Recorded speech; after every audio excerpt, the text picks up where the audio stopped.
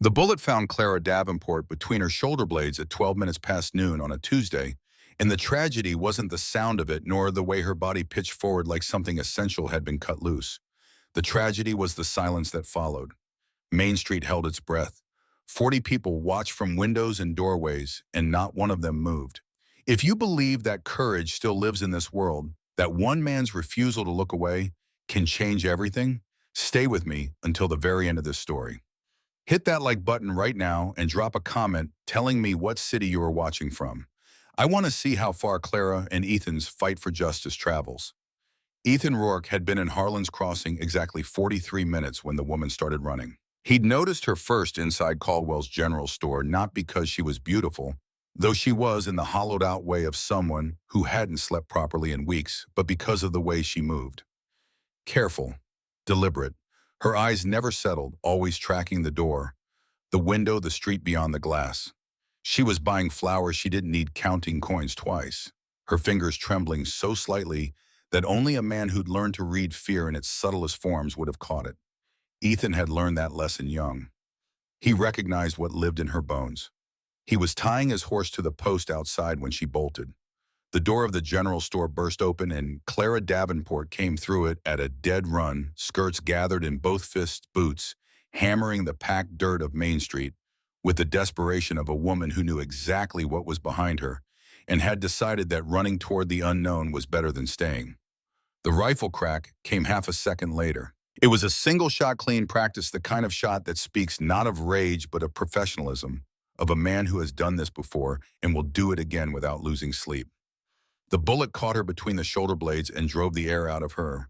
Clara's arms flung wide, her body lurched forward, and her feet tangled, and for one terrible suspended moment, she was neither running nor falling, just existing in the space between the two. Ethan moved without deciding to. He crossed the distance in 4 long strides, shoulder-dropping arms opening, and caught her before her face hit the dirt. The weight of her collapsed against his chest more than he expected, the full dead weight of a woman whose legs had simply quit, and the warmth came immediately soaking through his shirt from her back, spreading fast and hot against his palm where his hand found the wound. "I got you," he said. The words came out before thought, automatic and absurd, given the circumstances, but he meant them with every fiber of muscle and bone he possessed. "I got you." Her eyes were open, dark brown wide with shock, the pupils blown large. Her lips moved, but no sound came, and her hand came up and gripped the front of his shirt with surprising strength, like a drowning woman finding something solid. Behind him, boots crunched on gravel, unhurried, casual. Ethan turned his head, still holding her, and watched the shooter approach. Boyd Harlan was a tall man, lean in the way of someone who had always been lean, built for economy rather than power. He carried the rifle loose in one hand, barrel angled toward the ground as though he'd just finished picking off tin cans at the county fair. His face was the color and texture of old saddle leather, weather-beaten, expressionless, with eyes so pale they looked washed out like the sky just before a dust storm turns everything white. He stopped 10 feet away. "That's far enough," Ethan said. Boyd Harlan stopped. He looked at the woman in Ethan's arms with the mild professional interest of a man assessing a piece of work that hadn't gone quite according to plan. "This doesn't concern you, stranger. I'm making it concern me. She belongs to Mr. Vance Holloway." Boyd's voice was flat without inflection. "She's his wife, ran off this morning with property that doesn't belong to her. I'm here to bring her back. You shot her in the back." A pause, the faintest lift of a shoulder. "She was running. Mr. Holloway wants her alive. He didn't say undamaged." The words landed in Ethan's chest like a second bullet. He felt Clara's grip tighten on his shirt, felt a small sound escape her. Not quite a moan, something more fundamental than that, the involuntary utterance of a creature in profound pain, and something ancient and cold settled over him. "You always shoot women in the back," Ethan said slowly, "when they try to run from powerful men." Boyd Harlan tilted his head, studying him with those pale, empty eyes. "You know how things work in this territory. Knew enough not to give a damn." Something moved in Boyd's expression, then not respect exactly, but the recognition one predator extends to another when it realizes the second one isn't going to run. He shifted his grip on the rifle. "You're making a mistake, friend. Vance Holloway owns half this county, the sheriff, the judge, the bank, two of the three hotels in Millhaven. You stand between him and what's his, you won't see tomorrow's sunrise. She isn't property. Law says different. Then the law is wrong. Boyd Harlan studied him for a long moment. The street was completely still. 40 yards of packed dirt and silence stretched between them, and Ethan was acutely aware of every face behind every window, every hand on every curtain, every hell of breath in every chest. Nobody moved. Nobody offered help. They watched the way people watch disasters, with the specific paralysis of those who have learned that involvement costs more than they can afford. Slowly, Boyd lowered his rifle, not all the way, but enough to signal a tactical withdrawal rather than a retreat. "All right," he said. His voice carried no anger, no frustration, only the calm assessment of a man recalculating odds. "But when Mr. Holloway comes for you, and he will come, remember I gave you a choice." He turned and walked away. Not fast, not slow, with the measured pace of a man who has never once needed to run. Ethan stood in the middle of Main Street with a dying woman in his arms and blood pooling at his feet, and he felt the weight of every watching eye like a hand pressing down on his skull. "Where's your doctor?" he called out. Silence. He turned slowly, taking in the faces behind the glass, the men on the porches who had suddenly found their boot tops fascinating. "I said, where is your goddamn doctor?" A door cracked open. An old man in a shopkeeper's apron appeared in the gap, silver-bearded, his face carrying the specific guilty expression of someone who wanted to help and had talked himself out of it. "Doc Pratt," the man said reluctantly. "End of Oak Street. But he won't. He will."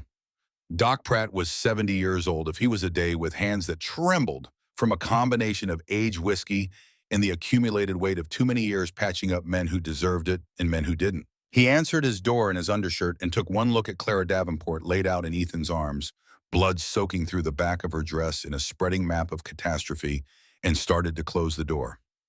Ethan's boot found the gap before it could shut. "She's Holloway's wife," the old doctor said. His voice was low, urgent, the voice of a man trying to explain something to someone he suspected wouldn't listen. "You know what that means? It means she's a woman with a bullet in her back. Same as any other woman. Not in this town." Ethan pushed the door wider. It wasn't a violent gesture, just an inexorable one, the kind that communicates that the discussion is functionally over. "In this town and every other one." Doc Pratt stared at him, at the gun on Ethan's hip, at the expression on Ethan's face, which he apparently read correctly because his shoulders dropped by a full inch. "You'll get us both killed," the old man said quietly. "Maybe." Ethan stepped inside. "But she dies right now if you don't help. And I'll have to live with that, and you'll have to live with that, and one of us ought to start having trouble living with things before it's too late." The doctor held his gaze for a long moment. Then he stepped aside. "Get her on the table. Fast." The surgery lasted 3 hours. Ethan stood by the window the entire time, hand never far from his weapon, watching the street below with the patient, focused attention of a man who has learned that danger announces itself in small ways. The wrong person, crossing to the wrong side of the street, the gathering of riders at the far end of town, the careful absence of ordinary life. Twice he thought he saw Boyd Harlan's lean silhouette at the edge of his vision. Both times it was something else. Doc Pratt worked in a focused, grim silence, broken only by occasional muttered curses when his hands shook at the wrong moment, and once loudly when something internal proved worse than he had anticipated. "Bullets lodged deep," he said, finally wiping his forehead with his sleeve. "Too close to the spine." Ethan turned from the window. "Take it out, she might never walk again. Leave it in, she risks infection." The old man looked exhausted in a way that went beyond the physical. "Neither choice is good. What gives her the better odds?" "Leaving it, marginally. The spine wasn't hit directly, the bullet came in at an angle. If she rests, stays still, doesn't push." "Leave it," Ethan said. Pratt covered Clara with a thin wool blanket, tucking it around her shoulders with a gentleness that seemed to surprise even him.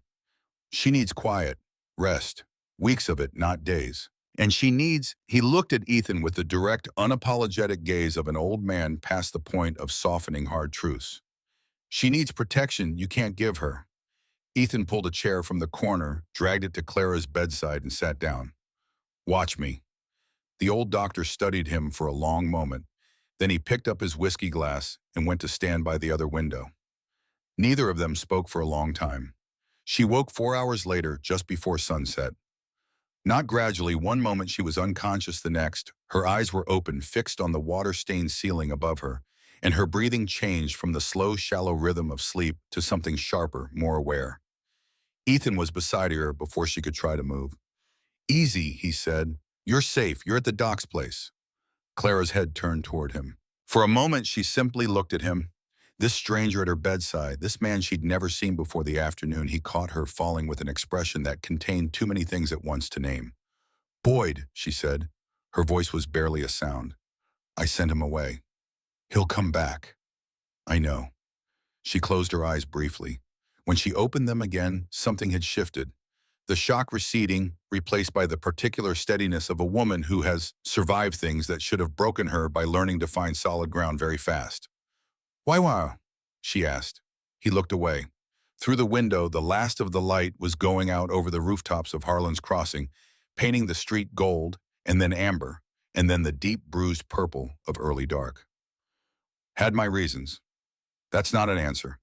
It's the only one I've got right now." Silence settled between them, warm and unhurried. The silence of two people who have passed through something together and are still sorting out what it means. Outside, a dog barked twice and went quiet. Somewhere down the street, a door banged shut.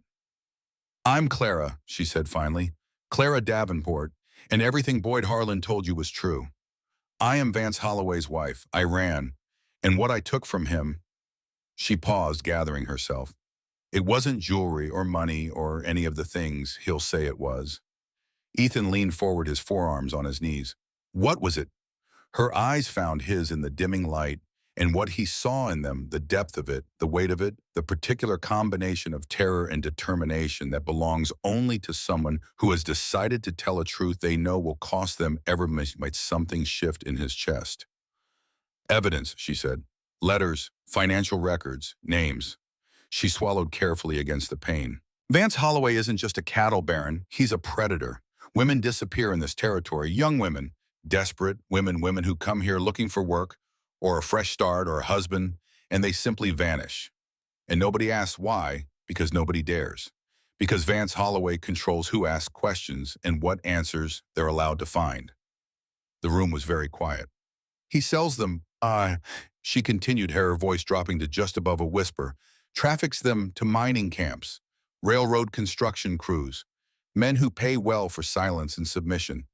And anyone who looks too closely either ends up on his payroll or in the ground." She met his eyes steadily. "The sheriff knows. The judge works for him, the mayor, half the county council. He owns this place root and branch, and I have proof." Ethan was very still. "Where?" "I buried it before I ran, in the old church graveyard in my mother's grave. He'll never think to look there." A pause. "But it doesn't matter now. I'm dead the moment he finds me." "You're not dead yet. He shot me in the back, in broad daylight, in front of 40 witnesses, and no one stopped him. No one helped." "I did." She studied his face with the careful attention of someone learning a new language. "Why, she asked again.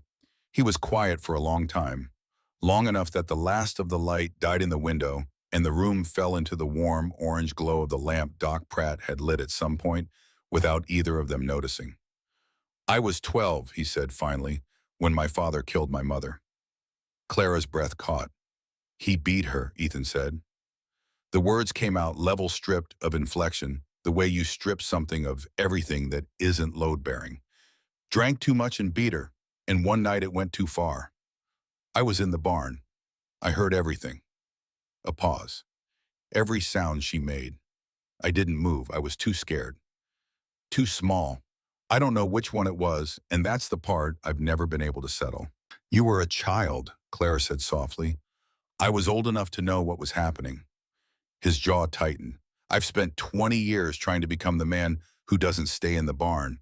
So when you ran," he stopped, "when he shot you, when 40 people stood there and watched, and not one of them moved." He met her eyes. "I couldn't not move. Not again." Silence. full and deep and honest. "I'm sorry," Clara said, "about your mother." "Don't be. Just live." Something hardened in his voice, not with cruelty, but with purpose. "Live and make that son of a bitch pay for what he's done. The evidence is buried. I can barely move, and Holloway will send his whole crew. Then we move you somewhere he can't reach." "There's nowhere in this territory he can't reach." Ethan stood, checked his gun, and looked at her with eyes that had seen enough of the world to know exactly how bad things could get, and had decided it didn't matter. "There's always somewhere," he said. He'd been thinking about the trapper's cabin since the moment Boyd Harlan walked away. 3 hours northeast into the high pines, up a trail that wasn't on any official map, and had been off limits to most travelers since the trapper who'd built it died of a fever 8 years back. Ethan had sheltered there 2 winters ago during a blizzard that had killed 4 men in the valley below. He knew the layout, the sight lines, the single approach road that could be watched from the upper ridge. It was defensible. It was remote. It was the only option. He was explaining this to Doc Pratt in the abbreviated language of men who have already decided and are merely conveying logistics when the old doctor interrupted him. "Boyd Harlan won't come back alone. He never does. He'll bring 6 men. 8, maybe Holloway himself." Pratt looked at Ethan over the rim of his glass. "You understand what you're walking into?" "I do." "You barely know that woman." Ethan was quiet for a moment. "She ain't a stranger anymore," he said. "She became something else when she fell." They left 2 hours before dawn. Ethan had spent the intervening time not sleeping, but not wasting the dark hours either moving through the town's back alleys with the quiet efficiency of a man who understands that preparation is the difference between a fighting chance and no chance at all. He found a horse in a stable on the east edge of town, left coins in the feed bucket that more than covered the animal's value, and was back at the doctor's office before the first gray suggestion of morning touched the quiet vibe. Moving Clara was the hardest part. Every shift, every adjustment pulled a sound from her that she was clearly fighting to suppress, small, involuntary sounds that made Ethan's teeth clench and his movements become even more deliberate, even more careful. She gripped his forearm through the entire process and didn't complain once. "You're quiet," he said, settling her as securely as he could against his chest as they moved through the alley behind the doctor's house. "Complaining doesn't help," she said through her teeth. "Most people complain anyway." "I'm not most people." He believed her. They were 8 miles north and climbing into the pines before Boyd Harlan's men surrounded Doc Pratt's empty house and discovered that their quarry had vanished into the dark like smoke. The cabin was exactly as Ethan remembered it, small, solid, tucked into a natural depression in the hillside that made it invisible from 3 directions and approachable from only one. He got Clara inside, settled onto the single cot, and had a fire going within 20 minutes. She was feverish already, the color in her face too high, her breathing shallow and fast. "The bullet," she said. "I know." "Is it?" Doc Pratt said it was stable. Said as long as you don't move more than you have to, it stays stable. He brought water, made her drink. "You moved more than you had to." "I noticed." A pause. "Ethan." He looked up. "They'll find us." "Maybe." "When they do," she stopped, started again. "Leave me. Take what you can and leave. You don't owe me anything beyond what you've already given." He was quiet for a moment, watching the firelight move across the rough-hewn walls. "You keep saying that," he said finally, "because it's true." "It's not." He met her eyes across the small, warm space. "You're worth every fight I've got left in me. I can't explain why. I just know it's true." She looked at him for a long time. Outside, the wind moved through the pines in slow, rhythmic waves. Far down the slope, a nightbird called once and went silent. Then from somewhere in the distance, faint but unmistakable, the sound of dogs. Clara's eyes didn't widen. They just steadied the way the eyes of someone very brave do when they understand that the thing they feared is finally actually here. "They're coming," she whispered. "Yes." "What do we do?" Ethan picked up his rifle, checked the load, set it beside the door within arm's reach, and took up his position at the window looking out into the darkness where the trees began. "We make them regret it," he said, and the dogs got louder. The first shot came without warning. It punched through the cabin window in a shower of glass and buried itself in the far wall 2 inches above Clara's head. She didn't flinch. By the time the echo had finished rolling through the pane, she was already moving, dragging herself off the cot with both arms' teeth clenched against the blinding bolt of pain that shot through her back, crawling across the plank floor toward the corner where Ethan had stacked the spare rifles. "Stay down," Ethan said from the window, firing blind into the dark tree line. "Give me a gun." "You can't stand." "I can shoot lying down." She reached the rifles, pulled one towards her, checked the chamber with hands that were steadier than they had any right to be. "How many?" "8, maybe more." He fired again. Heard a man curse in the dark, not a death sound, just pain, which meant he had winged somebody without stopping them. "How's your back?" "Present." She crawled to the opposite window, pressed herself against the wall below the sill, brought the rifle barrel up to rest on the frame. "I've got the south angle." Another shot punched through the door, then another, testing probing feeling for the shape of their defenses. Boyd Harlan's voice came through the trees, unhurried and conversational. "Ethan Rourke, you're surrounded, 8 guns on every side. Send out Mrs. Holloway and you can ride away from this. No hard feelings. Nobody else has to get hurt." Ethan didn't answer. He was counting shadows in the tree line, mapping movement against darkness, calculating the angle that would give him the best field of fire with the least exposure. "I know you can hear me," Boyd called. "There's no way out of this. You're just delaying the inevitable." Clara pressed flat against the wall below her window, spoke quietly. "He's right about the numbers." "Probably. That doesn't bother you. Winning isn't the point." She glanced across the room at him. "Then what is surviving long enough for them to make a mistake?" She was quiet for a moment. Outside, the shadows in the tree line shifted. "That's not a plan," she said. "It's the only one we've got." A man broke from the trees, running low, fast, angling toward the cabin's northeast corner. Ethan fired. The man went down hard, rolling, screaming, not dead, but finished for the night. The others pulled back, reassessing. "That was your mercy," Boyd called out. "I offered it. You refused it. That offer is now withdrawn." Ethan reloaded. Clara watched him from across the room, the deliberate calm of his movements, the absence of panic in his hands. She had grown up around men who performed courage, who wore it like a costume and discarded it the moment it became inconvenient. This wasn't that. This was something quieter and more durable, the kind of steadiness that came not from the absence of fear, but from a long and honest familiarity with it. "Ethan," she said. "Yeah. Thank you," she paused, "for not leaving me." He looked across at her firelight, catching the angles of his face. "Thank me when we're alive tomorrow." "You think we will be?" "I think we'll make them pay for every minute either way." The assault came fast. 3 men rushing simultaneously from different compass points, laying down covering fire in overlapping arcs designed to keep both defenders occupied while the third man closed the distance. It was professional, coordinated, the kind of maneuver that spoke of men who had done this before. Ethan took the north window. Clara took the south. They fired without consultation, without signals, with the instinctive coordination of 2 people who have been through enough together in a short time to understand each other's rhythms. 2 men went down before they reached the cabin. The third made it to the wall, flattened against the logs, and began working at the door latch. Ethan moved. He was at the door in 4 strides, yanked it open, and fired point blank. The man collapsed backward off the step, his gun spinning away into the dirt. 3 down, 5 remaining. But the next wave didn't come. Silence stretched out, minutes passing with no movement in the trees, no voices, no shots. Just the wind in the pines and the distant, irregular chorus of night insects. "They're planning something," Clara said. "Yeah." Ethan came back to his window. The tree line was dark and still. "What would you do?" She thought about it for a moment, and then her face changed. "Burn us out," she said. The silence between them had a different quality after that. Ethan looked at her, and she looked back at him, and neither of them pretended the math was anything other than what it was.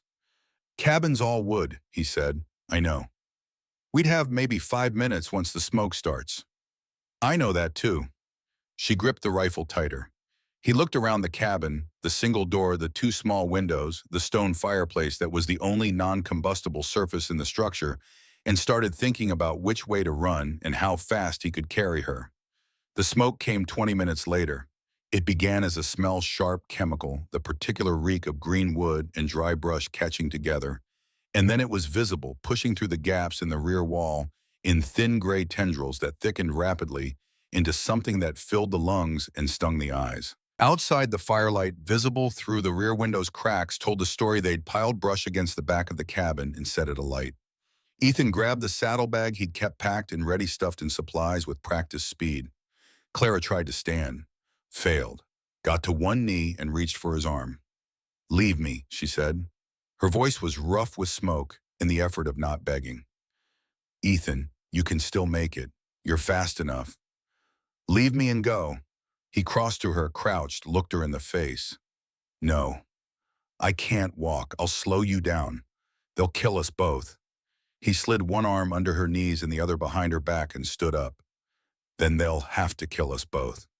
The front door burst open into the night air, cool and clean and brilliant, with the orange glow of the burning cabin behind them, and Ethan ran. He ran with Clara's arms around his neck, and her face pressed against his shoulder, and his lungs burning, and his legs finding whatever reserves they had left, and he ran directly into chaos. Boyd Harlan's remaining men were not where they were supposed to be. They were scattered, wheeling their horses, shouting at each other in the voices of men who had been surprised by something large and unexpected. Ethan caught it a half-second after his feet hit the dirt riders on the ridge above, 6 of them coming down hard and fast with rifles raised and firing not at the cabin but at the men around it. "Holloway," Clara breathed against his neck. He ran anyway. He ran into the trees carrying her, and he didn't stop until his legs gave out, and he had to set her down against a pine and collapse beside her chest, heaving the burning cabin visible through the trees behind them as a column of orange light eating into the dark sky. "Who were they?" Clara gasped. "Don't know. Don't care." He was already scanning the dark around them. "They bought us time. We need to use it." She looked back at the light, at the sound still reaching them, horses shouting, the occasional crack of a rifle, and then at Ethan, who was already on his feet again. "I'm done resting," she said. "You can barely help me walk." Her voice carried something in it that wasn't a request. "I'm done being carried through my own fight." He looked at her for a moment. Then he offered his arm. They had made it 50 yards deeper into the trees when the voice came from the darkness ahead of them, careful, measured, announcing itself rather than startling. "Ethan Rourke, that you—" Ethan had gone out before the sentence finished. "Who's asking?" A man emerged from the shadow of the pines, both hands visible and empty, moving slowly. He was late 50s, weathered in the way of men who spent their lives outdoors, with a deputy marshal's badge on his chest that caught the distant firelight. "Frank Kerrigan," the man said. Deputy marshal out of Gable County, 2 days west." He stopped 10 feet away, eyes moving between Ethan and Clara, with the assessing gaze of a man taking in a situation fast. "Doc Pratt sent word, said a drifter was standing up to Vance Holloway and protecting a woman with evidence. Said if anyone with a conscience was listening, now was the time." "How many men did you bring?" Ethan asked. "5. They're the ones who hit Harlan's crew from the ridge." A pause. "Boyd Harlan took 3 bullets. He's finished." Clara made a sound beside him. Not quite relief and not quite grief. Something in between, the complicated response of a woman who had lived in fear of a man long enough to understand that his removal from the world had cost alongside its mercies. "Is he dead?" she asked. "Yes, ma'am." She closed her eyes for a moment. When she opened them again, something had crystallized in her expression. "Holloway won't stop," she said. "Boyd was his enforcer, his right hand. Losing him doesn't slow Holloway down, it enrages him. He'll burn everything he can reach before this is over." Kerrigan nodded slowly. "That's my read, too." He looked at Ethan. "Which is why we need to move fast. I've got a wagon waiting on the back trail. I mean to take you to Millhaven City Federal Courthouse. There a judge I trust who can't be bought." Clara shook her head. "Holloway has judges in Millhaven." "Not this one. Federal appointment straight from Washington. Name is Aldridge.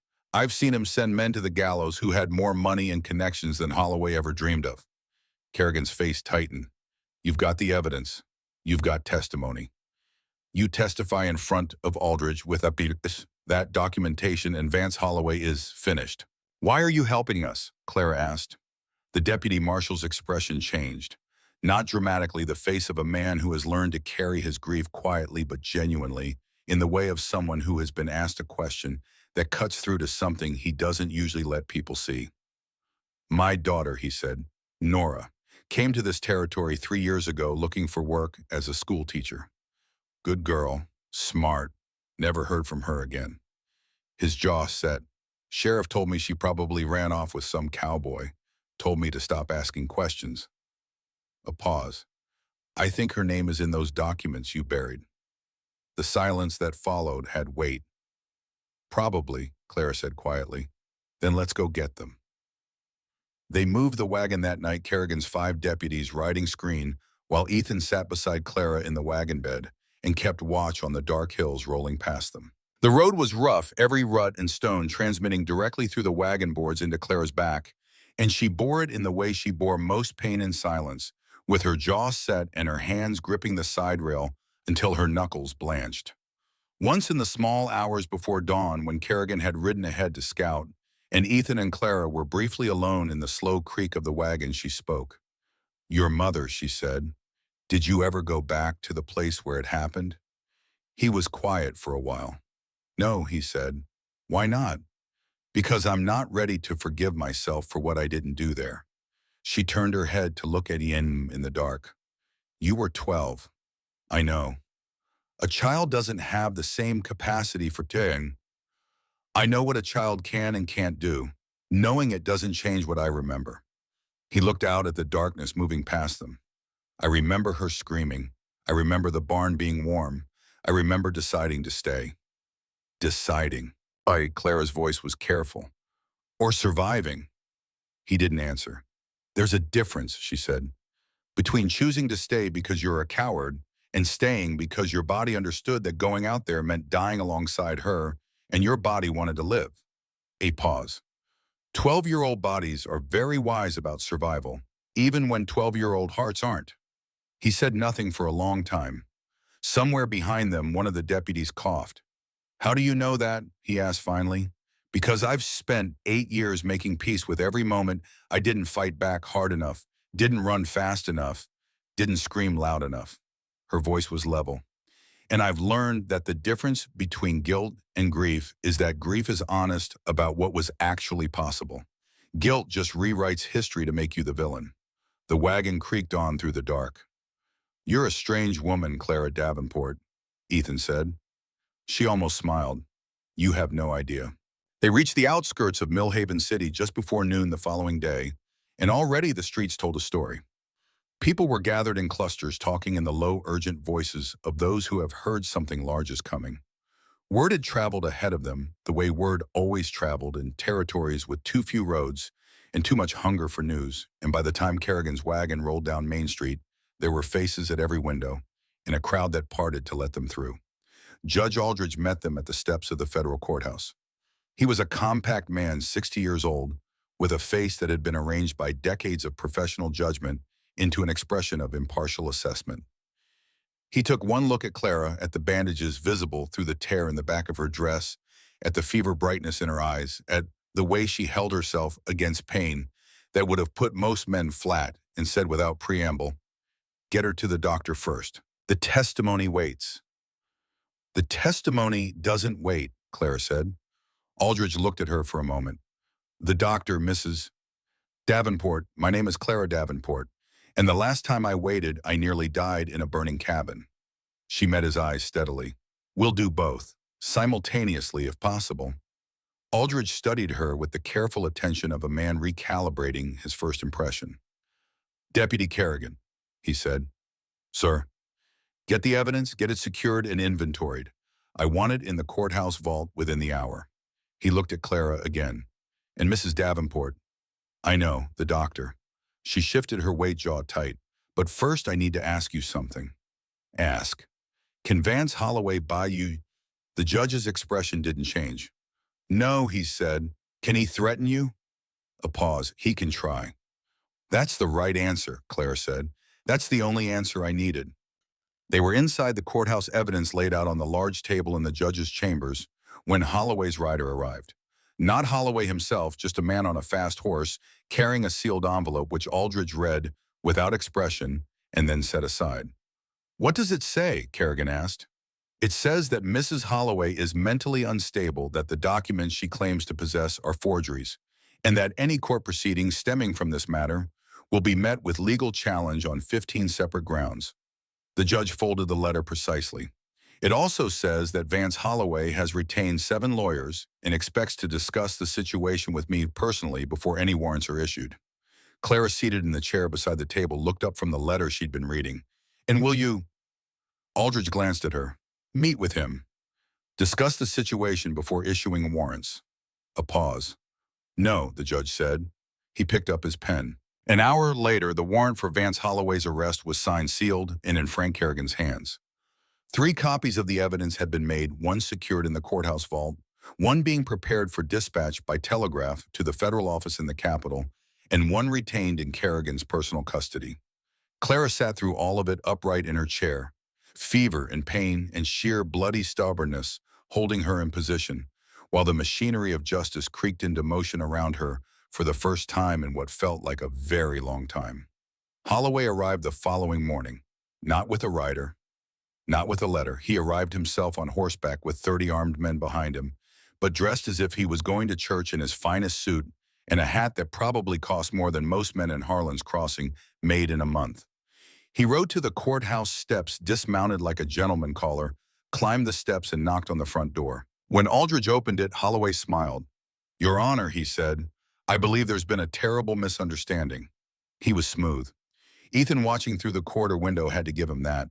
The man was as smooth as river water over polished stone, his voice calibrated to combine reassurance and authority, his bearing radiating the specific confidence of someone who has never in his adult life been told no and made to believe it.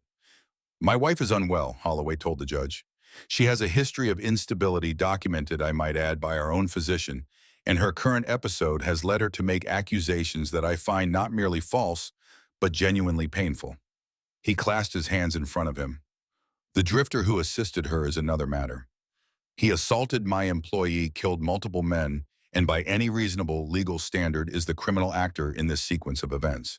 I'm prepared to be magnanimous about that. But I want my wife returned to my care and her medical needs properly addressed." "And the documents she recovered from your files?" Aldridge asked. "Forgeries," Holloway said without hesitation, "fabricated by a disturbed woman in the grip of an episode. I'm prepared to have every page subjected to the most rigorous expert examination available." "You're welcome to request that at trial," Aldridge said. A pause, something almost imperceptible, moved in Holloway's expression. "Your Honor," he said, and the veneer of gentility thinned very slightly, "I've contributed significantly to the development of 3 counties in this territory. The commerce I've generated, the employment I've provided, these are not abstract values. They represent real livelihoods for real families. I would hate for an ill-considered prosecution stemming from a domestic dispute to destabilize the economic foundation that those families depend upon." "Is that a threat?" Aldridge asked. "It's a statement of fact." Holloway leaned very slightly forward. "I also have grandchildren, Your Honor. I imagine you do too. Family is so important, isn't it? So worth protecting." Ethan was through the corridor door before the sentence finished. Frank Kerrigan caught his arm. "Not here," Kerrigan said quietly, urgently. "Not like this." Ethan's hand was on his gun. He could feel the specific mechanical certainty of it, the weight of the hammer under his thumb, the precise distance between intention and action. He looked at Holloway, who had turned at the sound of footsteps and was regarding him with the calm of a man who has made exactly this kind of threat before and has never once been made to answer for it. "He just threatened the judge's family," Ethan said, his voice barely above a breath. "And if you shoot him in front of witnesses in a federal courthouse, you hang." Kerrigan's grip was firm. "That's what he wants. He wants you to make a mistake so he becomes the victim. Don't give it to him." Ethan stared at Holloway for a long 3 seconds. Then, with the specific, careful effort of a man moving a mountain by hand, he released the hammer and stepped back. Holloway watched this process with an expression of polite interest. "Smart boy," he said. "Get out of my courthouse," Judge Aldridge said. Holloway straightened, adjusted his hat, and nodded pleasantly. "Of course, Your Honor. I simply wanted to extend an olive branch. My lawyers will be in touch." He turned for the door, then paused as if something had just occurred to him. "Oh, and the woman who's been assisting my wife there was a young woman helping her. Dark hair. She should know that what she's doing is dangerous. Accidents happen even to people with the best intentions. He left. His 30 men parted for him on the courthouse steps like water around a stone. Ethan looked at Kerrigan. Tell me again why I shouldn't have shot him. Because Lydia, Kerrigan stopped, corrected himself. Because Clara needs to be the one who finishes this. Not you, not me. Her. That's how it has to go, or none of it means what it should mean. Ethan stared out the window at Holloway mounting his horse, tipping his hat to the gathered crowd on Main Street, with the serene confidence of a man who has just played a very good hand. He's going to try to discredit her before the trial, Ethan said. He already is. And half the town is going to believe him. Probably. Ethan turned away from the window. Then we don't let it go to trial on his terms. We take away his ability to control the story. Kerrigan looked at him. How? The evidence doesn't just sit in a vault waiting for his lawyers to challenge it. We make it public, all of it, right now. Copies to every newspaper in the territory, every letter, every ledger, every name. By the time his lawyers file their first challenge, the whole territory will have read what Vance Holloway is. Kerrigan was quiet for a moment. It'll make him desperate, he said. He's already desperate. That's the only reason he rode in here himself instead of sending another Boyd Harlan.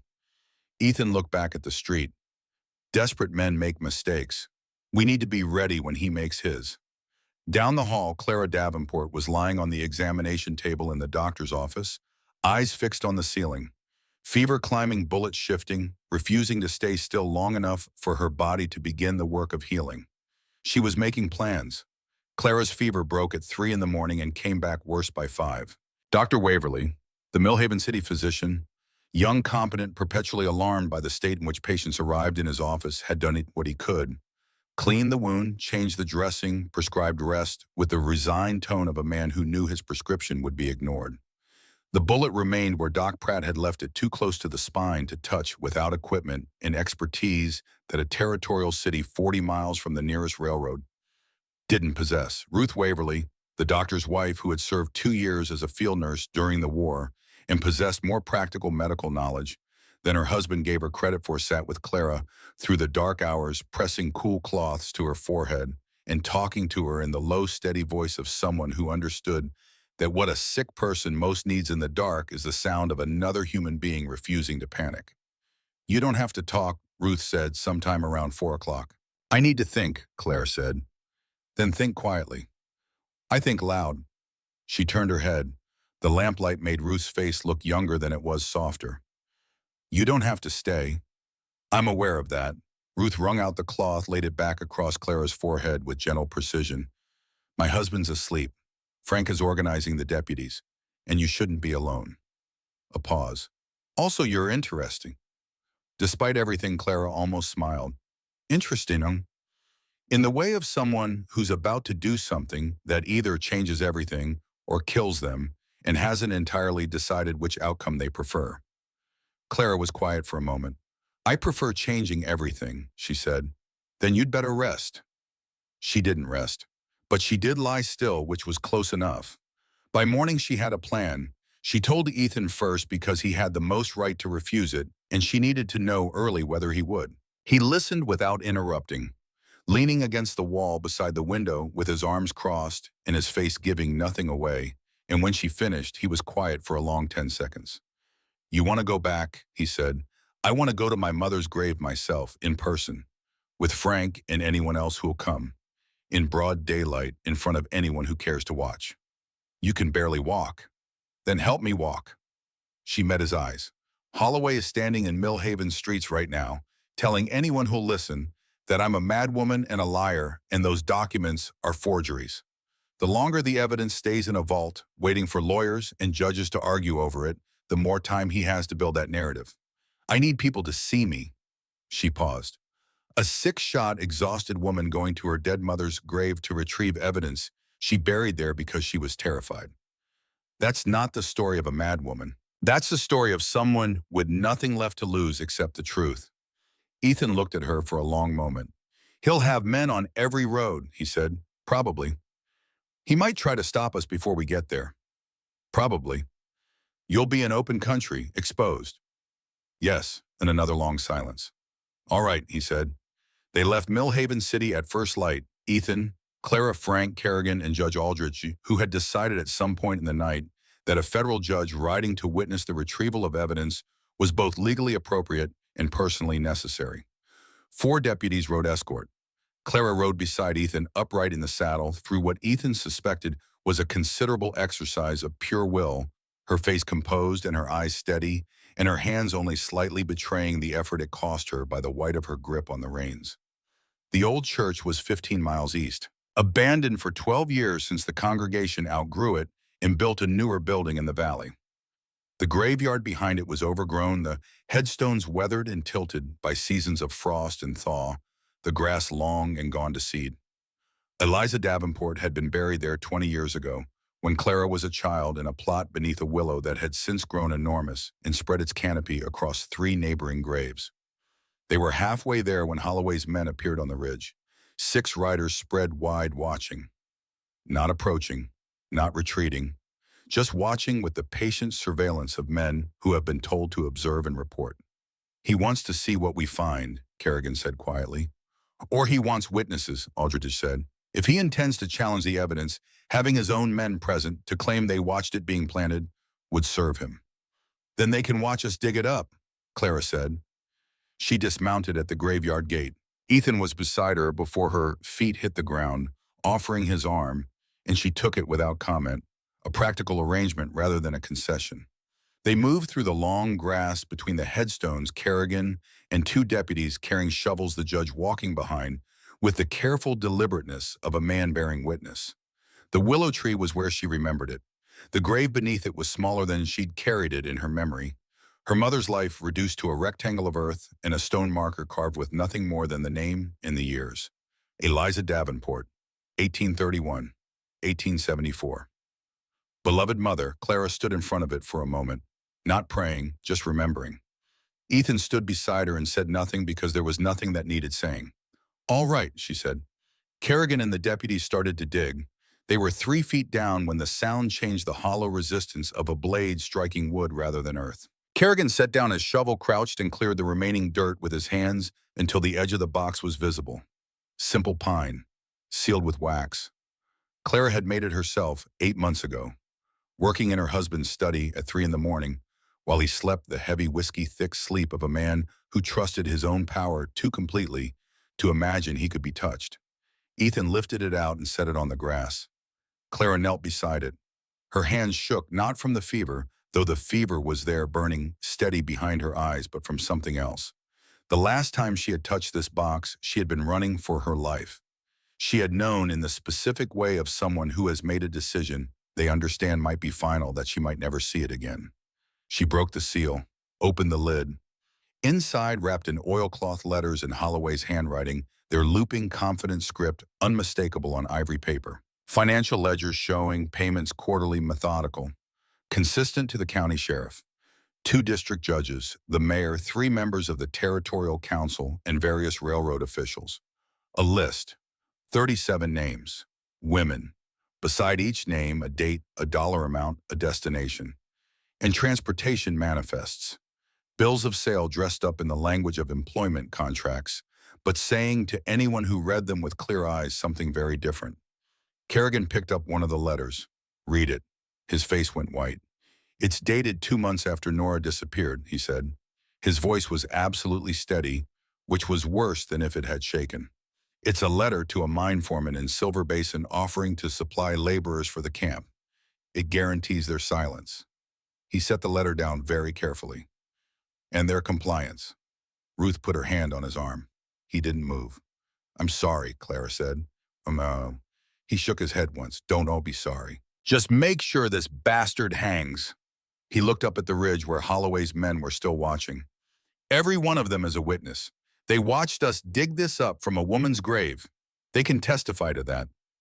Or Holloway will say they watched us plant it there, Judge Aldrich said. He can say what he likes in court, Clara said, standing. She was pale from the effort, but her voice was clean and clear. The handwriting will be analyzed. The ledger entries will be cross-referenced against bank records. The names of the women will be matched against disappearance reports from a dozen counties. She picked up the list, all 37 names, and looked at it for a moment. Then she folded it carefully and put it in her coat pocket against her heart. He can say anything he wants. The truth is louder. They were back in their saddles and moving before Holloway's riders on the ridge had finished deciding what to do about what they'd witnessed. The return to Millhaven was faster, more urgent. Something had shifted in the evidence, which was now physically present and documented, but also in the group of them, the particular cohesion that forms when people have stood together at a grave and understood what they're fighting for.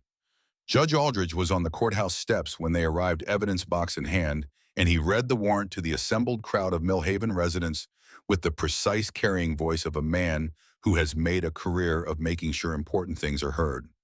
On the charges of human trafficking, conspiracy to commit murder, and obstruction of justice, I hereby issue a warrant for the arrest of Vance Holloway. The crowd erupted, not uniformly. Some people cheered, some shouted in protest. Some simply stared with the stunned look of people receiving information that reorganizes everything they thought they understood about the world they lived in. On the far edge of the crowd, Holloway's riders turned their horses and disappeared at a gallop. "He knows," Clara said. "He'll come," Kerrigan said. "He won't run," she said. "I know him. Running is an admission of guilt, and he can't afford what that does to his self-image. He'll come here to this courthouse, and he'll try to walk in through the front door the same way he always has, like a man who owns the room." She was right. Holloway arrived the following morning with 60 armed men and a face as calm as still water. He rode straight to the courthouse, dismounted, climbed the steps, and knocked. When Aldridge answered, he removed his hat with the grave courtesy of a man paying a social call. "Your Honor," he said, "I want to surrender myself to your authority." The silence that fell over the assembled crowd was the particular silence of people who had been expecting a siege and gotten something harder to read. "I welcome the opportunity to face these charges in a fair and public trial," Holloway continued. "I have nothing to hide. I am a man who had dedicated his life to building this territory, and I trust that the legal process will make that clear." He was good. Ethan, watching from the courthouse steps, felt a cold, grudging acknowledgement of it. The man knew exactly what he was doing, surrendering publicly, voluntarily, to reset the narrative from threatened criminal to wrongly accused citizen. Every person in that crowd who had begun to believe the evidence would now find their certainty complicated by the sight of a confident man who appeared to have nothing to fear. "Before I submit to custody," Holloway said, "I'd like to request one thing, a few minutes alone with my wife." He looked past Aldridge to where Clara stood in the doorway supported by Ethan's arm. "To say goodbye. To tell her I forgive her whatever led her to this point." "No," Clara said. Holloway's expression shifted almost imperceptibly, but Ethan caught it. The flicker of something real beneath the performance. "Please," Holloway said. 5 minutes. In front of any witnesses you choose." Clara was quiet for a moment. Ethan could feel the tension in the arm she was leaning on. "All right," she said, "in front of everyone." Holloway walked up the steps toward her. He stopped 3 feet away. The crowd below was completely still. "You look unwell," he said softly. "Come home. Let me take care of you." "You shot me," she said. "Boyd made a decision I never authorized. I grieved it. You built an empire on selling women. I have 37 names. His voice dropped further. "Those documents are fabricated. You know that, and I know that, and your friend, the judge, knows it somewhere underneath the performance. This is going to fall apart in court, and you are going to be humiliated, and Horace," her voice was quiet. She used his given name, the one she had stopped using 6 years into the marriage, when she learned what names could mean. "I know what you are. I know what you did. I know that you believe you're the only real person in any room you enter, and everyone else is furniture. You're my wife. I'm a woman you tried to own. There's a difference." She took a painful step forward. "And you're a man who is about to discover what happens when furniture starts talking back." Something moved in his face, not grief, not love. The specific terror of a man watching the architecture of his power begin to fail. "If I go down," he said, so low, only she and Ethan could hear it, "I'll take everyone with me. The judge, the deputies, you, that boy you've been leaning on." His eyes went to Ethan and then back to her. "Especially you. Ethan's gun was out. Finish that sentence, he said quietly. Holloway went very still. The gun barrel was 6 inches from his temple, and Ethan's hand was absolutely steady. The crowd below was not breathing. Ethan, Clara said. He didn't move. Ethan, put it down. He just threatened. I know, her hand found his arm. I know, put it down. Her voice was steady but urgent. He wants you to shoot him. A martyr is harder to prosecute than a criminal. Don't give he on that. The moment stretched. Ethan could feel every second of it in his trigger finger, the distance between intention and action, between justice and catastrophe. He lowered the gun. Holloway smiled. Wise girl, he said to Clara. Get away from her, Aldridge ordered. Now. Holloway stepped back, raised his hands in the gesture of a man cooperating fully. Of course, Your Honor.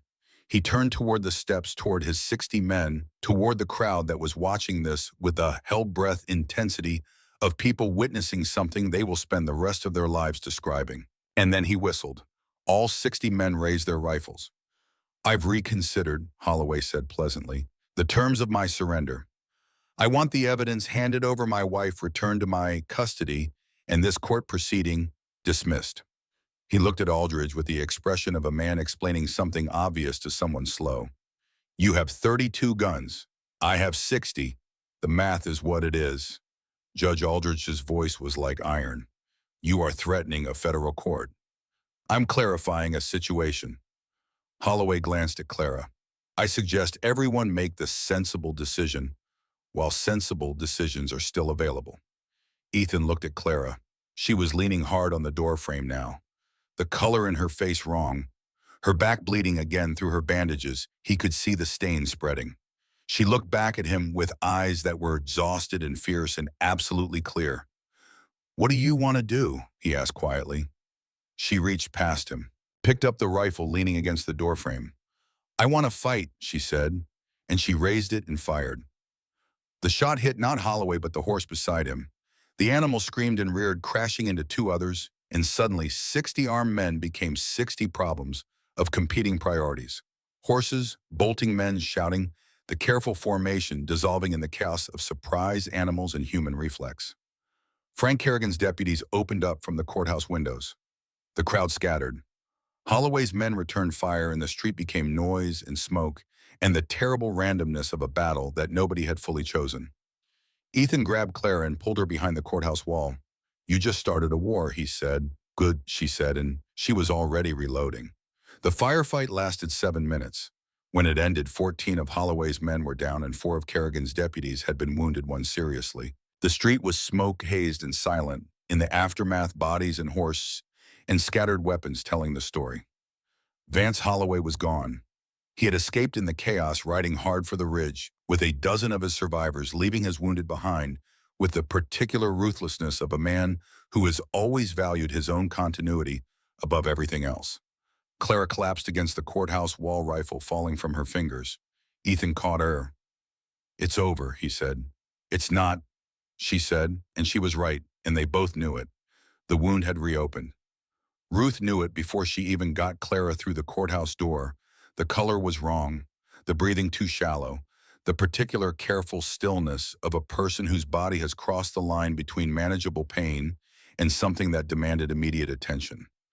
She started giving orders before anyone asked her to. Clear that table. I need clean water, whiskey, and every length of cloth you can find. Frank, get the lamp closer. Ethan, you hold her still. They laid Clara face down on Judge Aldridge's conference table. She was conscious, eyes open, hands flat against the wood. How bad? She asked. The bullet shifted, Ruth said, cutting away the bandage with scissors from her kit, her face professionally composed. Probably when you fired that rifle. There's bleeding into the muscle. She pressed cloth against the wound, felt the response too much, too fast. I need to go in. Do it, Clara said. If I hit the wrong thing, then you hit the wrong thing. Clara's voice was level. I didn't come this far to die of paralysis on a judge's table. Ruth looked at Ethan. If I go in and hit the wrong vessel, she said quietly, she could be dead in minutes.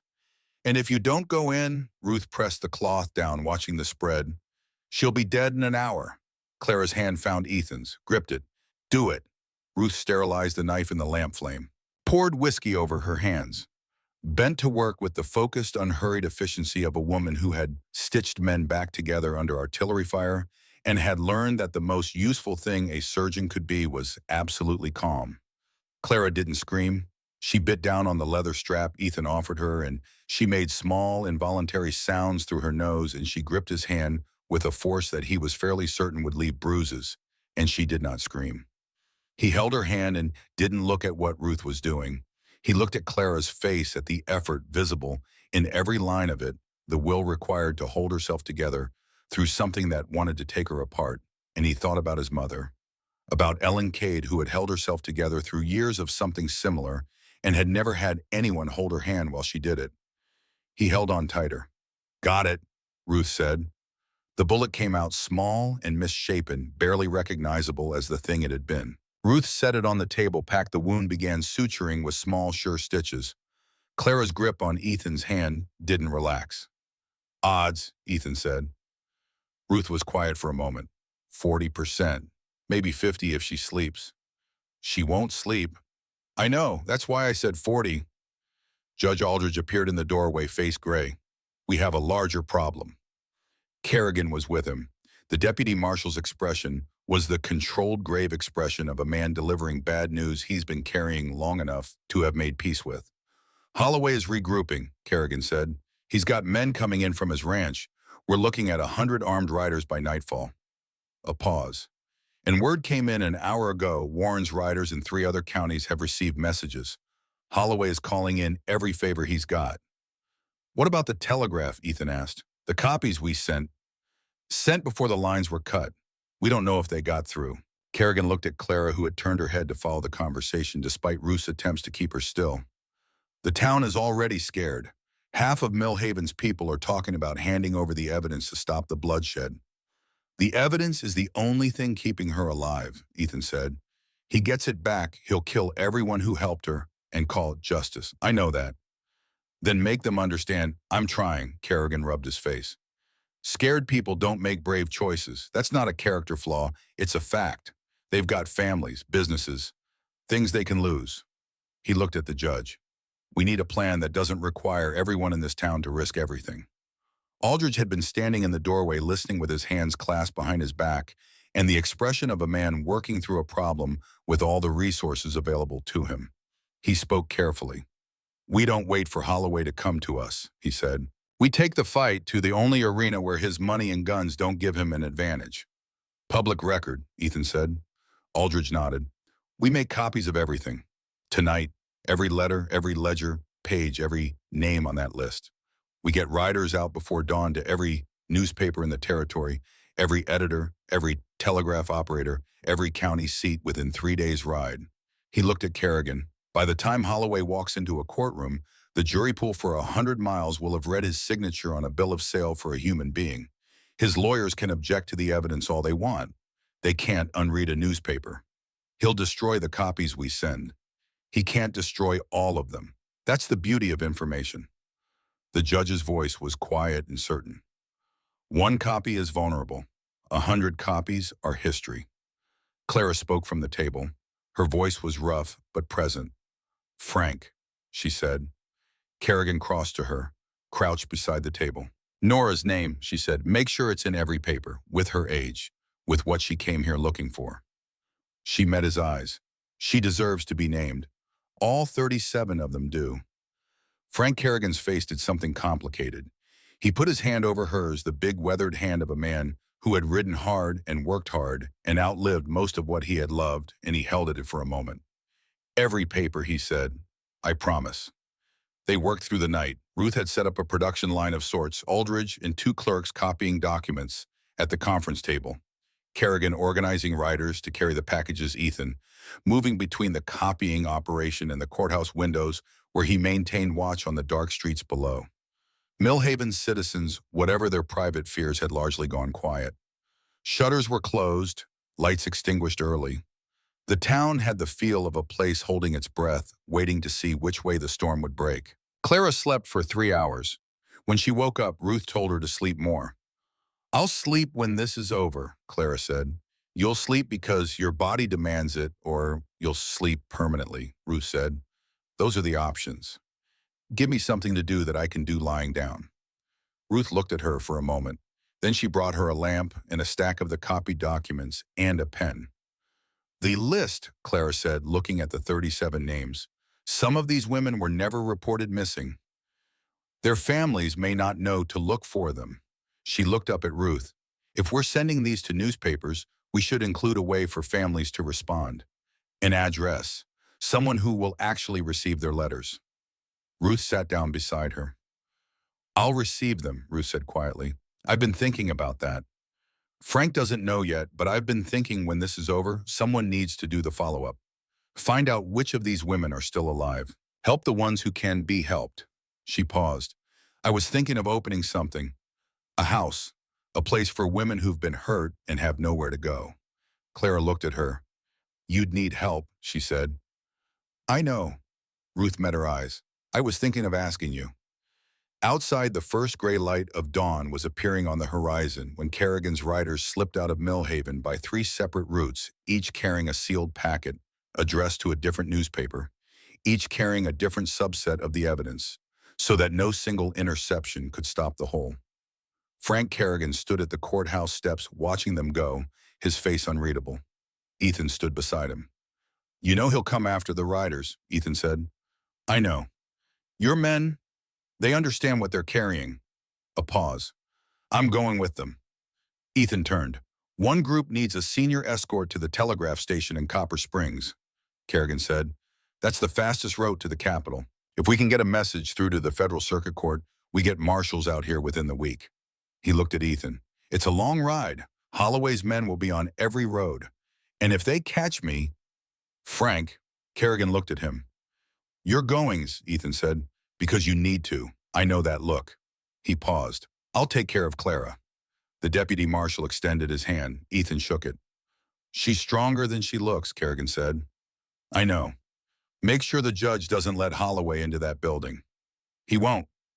Kerrigan rode out 20 minutes later, just ahead of the sunrise, the packet of evidence folded inside his coat and his rifle across his saddle, and his daughter's name committed to every newspaper between here and the territorial capital.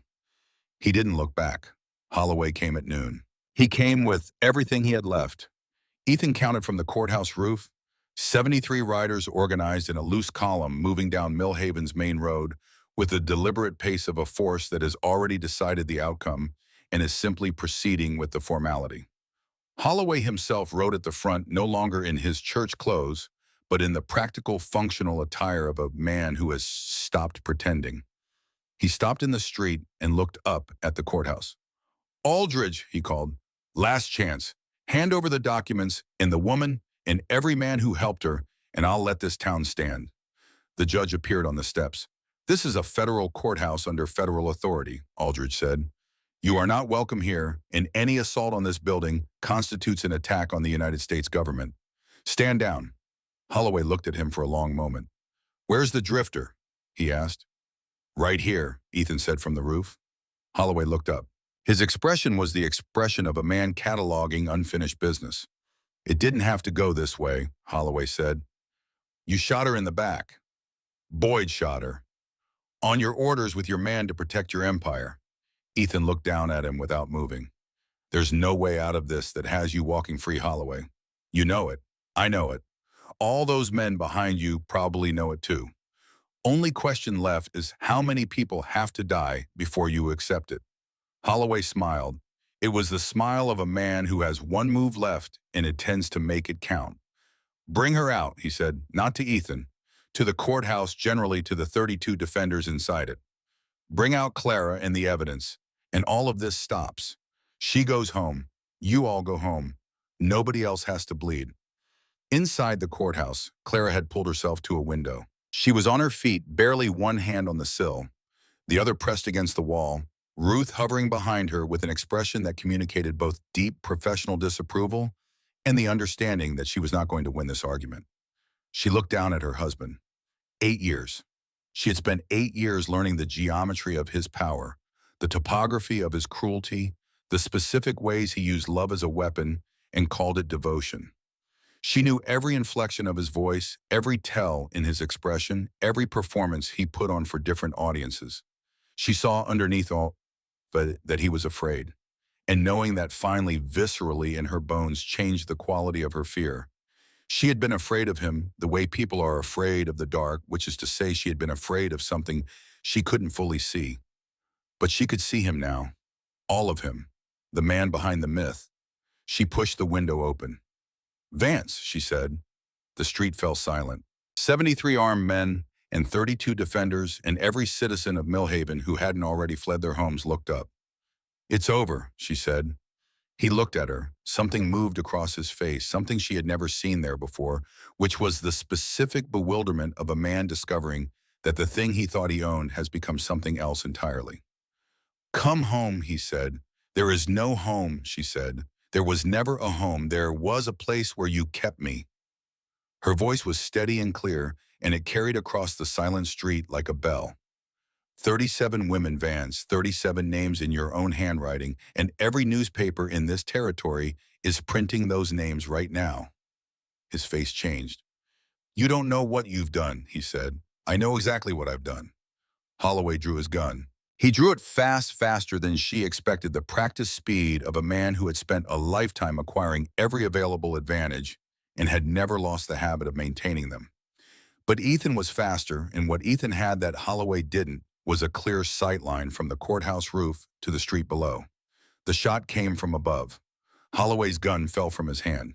He looked down at the blood spreading across the front of his suit with an expression of genuine shock, the shock of a man who has always understood intellectually that bullets existed and could hit him, but has never until this moment truly believed it. He looked up at the roof. "You shot me," he said. "I shot you," Ethan said. Holloway's knees gave out. He went down in stages, knees first, then forward, catching himself on one hand, then losing that too. He ended up on his side in the dirt of Millhaven's main street, bleeding from his right chest, his 73 men frozen around him. Marshal Cobb was beside him in seconds, kicking the fallen gun away. "Vance Holloway," Cobb said, "you are under arrest by federal authority for human trafficking, conspiracy to commit murder, and attempted murder of a federal witness." Holloway looked up at him. "I'm dying," he said. "Probably," Cobb said. "You'll do it in custody." Without Holloway's voice to organize them, his 73 men began making individual decisions. Some rode hard for the edge of town. Others dismounted and put their hands up. None of them fired. The empire, it turned out, had been held together entirely by one man's particular combination of money and will, and without him, it had no mechanism for continuation. Inside the courthouse, Clara's legs gave out. Ruth caught her before she hit the floor. "I've got you," Ruth said. "I've got you." Clara's hand found Ruth's arm. Held on. "Frank," she said. "Is there word?" "Not yet." "He's all right," Clara said. "He has to be all right." "He's Frank Kerrigan," Ruth said. "He'll be fine." Her voice didn't waver. "He always comes back." Outside in the dust of the main street, Vance Holloway's empire was already dissolving around its fallen center, men scattering horses, wandering loose, the machinery of power going quiet for the first time in a decade. And in the 37 names folded in Clara's coat pocket, 37 women who had never been found began slowly to become real again. The next 12 hours belonged to Ruth. She worked with the methodical calm of a woman who has learned that the most useful thing you can do in a crisis is simply continue doing the next necessary thing and then the thing after that. She got Clara back on the table. She checked the sutures. She repacked the wound, administered what remained of the laudanum in measured doses that walked the line between relief and danger, and she sat beside her patient through the long afternoon and the longer night that followed, pressing cool cloths to her forehead and monitoring the fever with the patient attention of someone who understands that the body has its own negotiations to conduct and will not be hurried. Ethan was in the chair on the other side of the table. He had been in that chair or standing at that window for the better part of 2 days. He didn't say much. He was the kind of presence that didn't require conversation, a steadiness that Ruth found herself grateful for, in the same wordless way she was grateful for the lamp and the clean water and the fact that the shooting had stopped. Clara slept in pieces, an hour here, 2 hours there. When she was awake, she asked questions. "The telegraph," she said once in the small hours before dawn. "Sent," Ethan said. Cobb confirmed it before Holloway cut the lines. "The Federal Circuit Court has the request." "Marshals." On their way, 4 days, maybe 5. Holloway. In the jail cell downstairs, Doc Waverly patched the wound. He'll live long enough to hang. She was quiet for a moment. Frank, she said. Ethan hesitated. No word yet. She closed her eyes. He'll come back, she said. He has to. I know. She slept again. He stayed in the chair. The word came at noon the following day, not from a rider, but from a telegraph operator in Copper Springs who had climbed onto his horse the moment the line was restored and ridden hard for Millhaven, because some news was too important to trust to wire. Frank Kerrigan had made it. He had delivered the packets to the telegraph office, transmitted the evidence to 3 separate receiving stations, and had then been caught by 4 of Holloway's men on the road back. There had been a fight. Kerrigan had killed 2 of them and been shot himself, once in the shoulder, once in the side, and had somehow, on a failing horse, made it to the outpost at Miller's Ford, where a homesteader family had found him bleeding in their yard and had done what ordinary people do when they find someone dying at their door. They'd brought him inside. Ruth heard this story standing in the courthouse corridor, arms wrapped around herself, or her face very still. Then she went back to Clara's room and sat down. Frank made it to Copper Springs, she said. The messages got through. Clara's eyes opened. And Frank? A pause. Bueno? He's alive, Ruth said. He's hurt. He's at Miller's Ford. She was quiet for a moment. I need to go to him. Clara reached for her hand. Go, she said. You'll need Ethan's here, the marshal's here, Waverly is here. Clara squeezed her hand. Go to your husband. Ruth looked at her. In 2 days and nights of shared proximity, of pain and fear, in the unglamorous intimacy of serious illness, something had formed between them that neither of them had expected, and neither was quite ready to name. When this is over, Ruth said, I still want to open that house. I know. I'll still need help. I know that too. Clara met her eyes. Go get Frank, then come back. Ruth left within the hour, riding fast with 2 of Marshal Cobb's deputies for escort. Ethan watched her go from the window and then pulled his chair back to its position beside Clara's table. She'll be all right, Clara said. I know. So will Frank. I know that too. A pause. How are you feeling? She considered the question with the honest attention she gave most things. Like I've been shot in the back and operated on without anesthesia, and the person who's been keeping me alive just left. She shifted carefully. So better than yesterday. He almost smiled. The trial of Vance Holloway began 6 days later when the federal marshals arrived with enough authority and visible firepower to make any legal maneuvering by Holloway's remaining lawyers feel like arguing with a river. Judge Aldridge presided. The evidence was admitted. The handwriting was authenticated by 3 independent experts. The ledger entries were matched against bank records that the federal investigators subpoenaed from 4 financial institutions in the territory and 1 in the capital. And Clara testified. She walked into the courtroom on her own feet. Not steadily, Ethan's arm was there if she needed it, and she needed it twice in the walk from the door to the witness chair, but she walked. She sat down, straightened her back against the pane, faced the packed courtroom, and spoke. My name is Clara Davenport Holloway, she said. I was married to Vance Holloway for 8 years, and I'm here to tell this court what I know, what I saw, and what I did in order to make sure someone with the power to act on it could hear it. She was in the witness chair for 4 hours. Holloway's lead attorney, a man named Greer, expensive and precise, imported from the capital at considerable cost, spent 90 minutes of that time trying to establish that she was mentally unstable, that she had fabricated or, at minimum, exaggerated her account, and that the evidence she had provided was of questionable provenance. He was good at his job. He found the small inconsistencies, the places where memory and trauma had created slightly different versions of events than the documentary record. He pressed on them with the patient, methodical pressure of a surgeon probing for a weakness. Clara didn't get angry.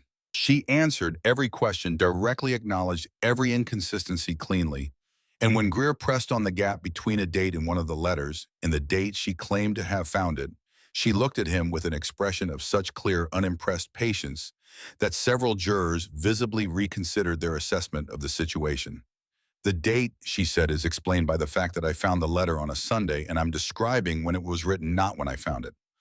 I can clarify that if the court has a pencil. Greer moved on.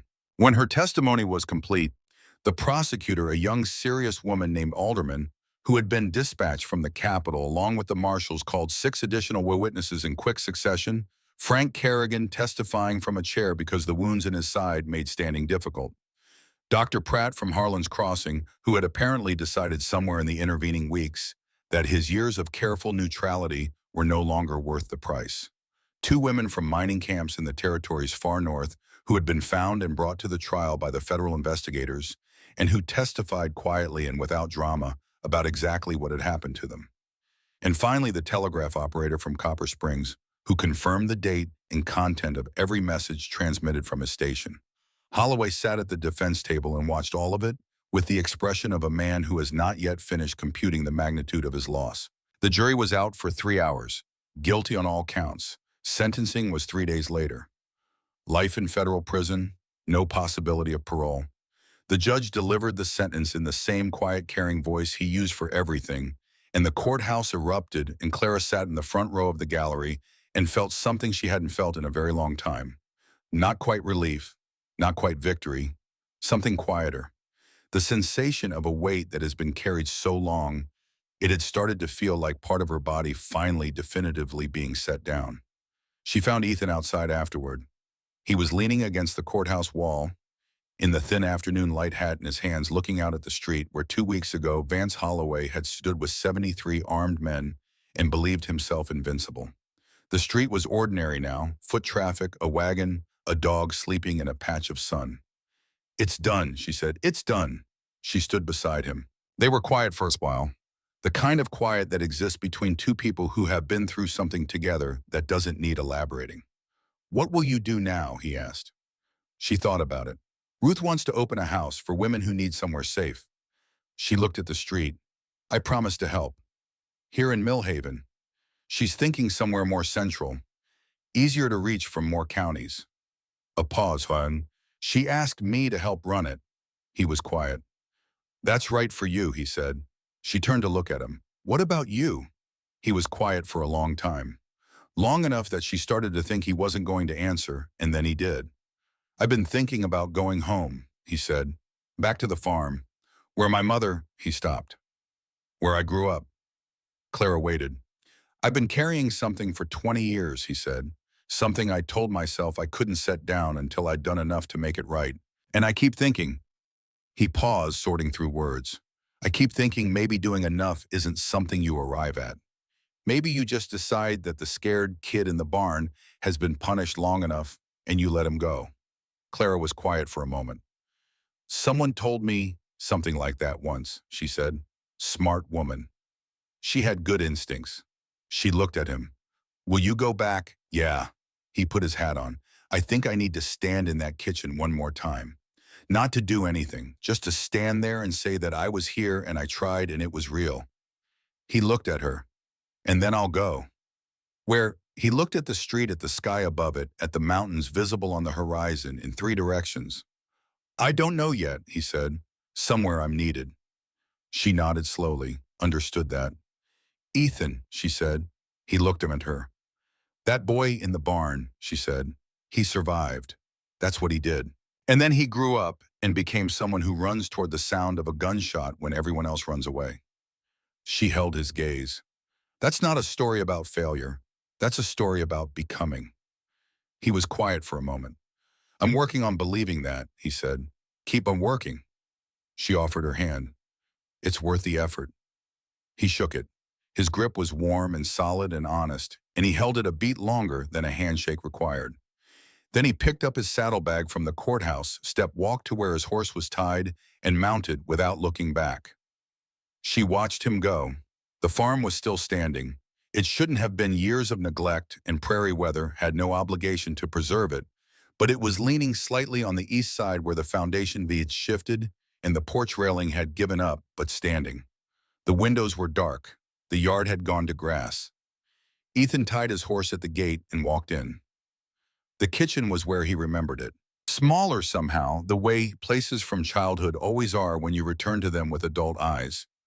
The stove in the corner, the table in the center, the window over the basin that looked out onto the yard where the light in late afternoon came in at the specific golden angle he'd only ever associated with this place.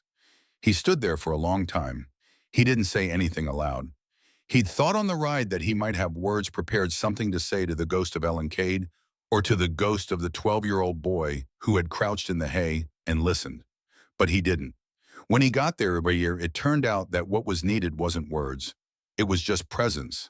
Just the act of returning, of standing in the place where the wound had been made and choosing not to look away from it. Of acknowledging that it had happened and that it had mattered and that the person it had happened to had been real and had deserved better and had deserved to be mourned rather than guiltily suppressed. He stood there until the light changed. Then he walked out, mounted his horse, and rode. Ruth opened the house in Carver's Mill 6 months later, in a 2-story building on a quiet street with good windows and a kitchen that could feed 20. She called it simply the Davenport House, which had been Clara's idea and Clara's discomfort in equal measure. "It shouldn't be named after me," Clara said. "It's named after Eliza," Ruth said. "Your mother. She protected that evidence even in death. She deserves the naming." Clara thought about that for a while. "All right," she said. In the first year, 11 women came through the doors. Some stayed for weeks. Some stayed for months. Some found work in Carver's Mill and stayed permanently. One went back east to families she'd thought she'd lost. 2 were found by families who had read the names in newspapers and had never stopped looking. Clara taught them what she had learned not from books, though there were books in the house, but from experience. She taught them that fear was a reasonable response to danger, not a character flaw. She taught them to read and write and keep their own accounts. She taught them, with Ethan's instruction passed along through her memory, to shoot well enough to mean it if they had to. Frank Kerrigan recovered from his wounds. He and Ruth celebrated their 28th wedding anniversary in the Davenport house's kitchen, surrounded by a room full of women who had found their way to the next chapter of their lives and the friends who had helped them there.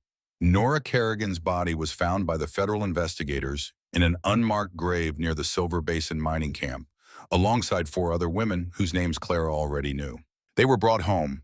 They were given proper markers. Their names were in the record now.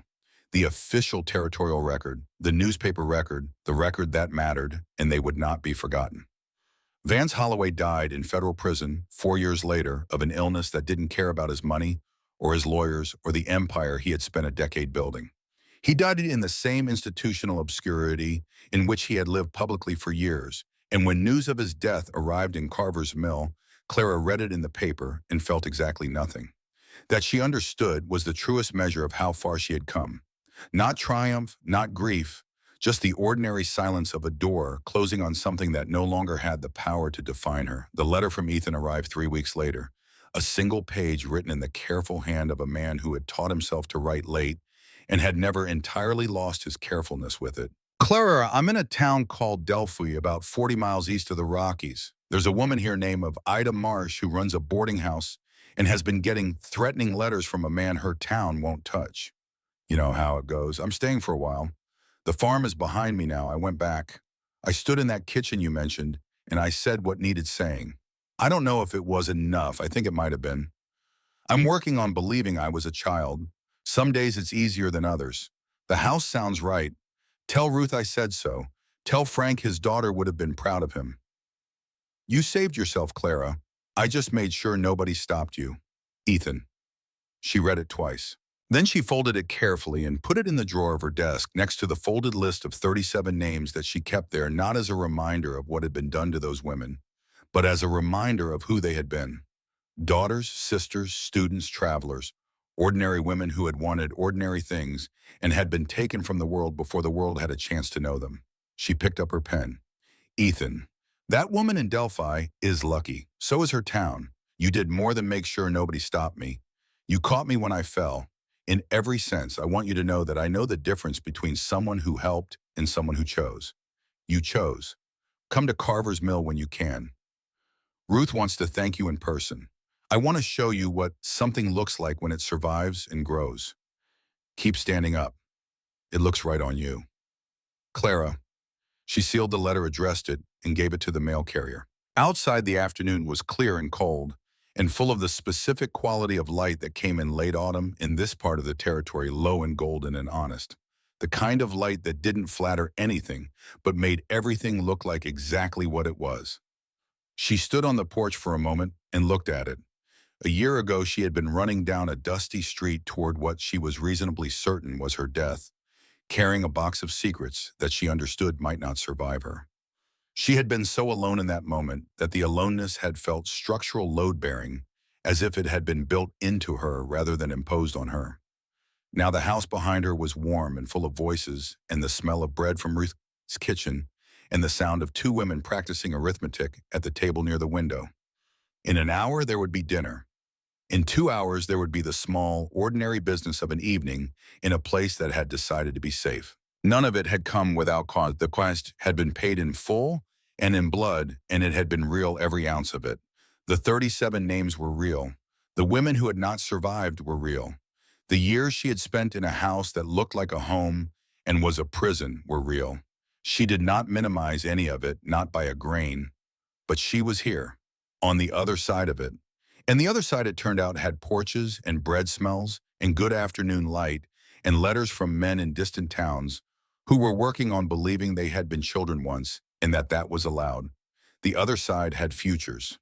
She went back inside. Justice, she had learned, was not the moment the gavel fell or the moment the man with the gun went down. Justice was the accumulation of all the moments after the houses opened, the names printed, the letters written, the doors kept unlocked for anyone who needed to come through them. It was a practice, not an arrival. Something you chose every day, not something you achieved once and set on a shelf. Clara Davenport chose it every day. And on the days when the choosing was hard, when the weight of what she'd survived pressed down on her, and the faces of the 37 women moved through her memory like water, she reached into the drawer and held the list and reminded herself that she was here because she had refused to be invisible. And because one stranger had decided on a Tuesday afternoon in Harlan's Crossing that catching someone who was falling was exactly what he was there to do. That was enough. It was more than enough. It was everything.